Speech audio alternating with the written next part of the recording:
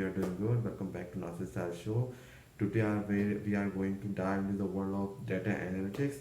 So do subscribe my channel and watch my videos.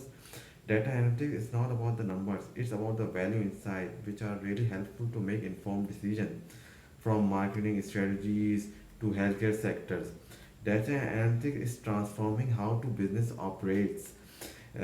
From analyzing their patterns and trends, it is really helpful to make smarter decisions for companies, like to reduce costs, increase efficiency, and much more.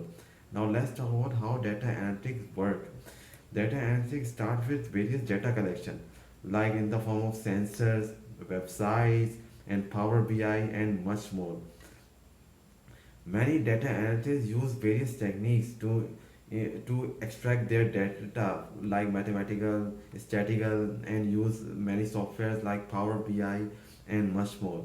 And let's talk about how is more beneficial for career growth. Yes, it is many and much more beneficial for your career. So I recommend you to choose this field, as many data analytics is earning much more in dollars, in euros, and pounds.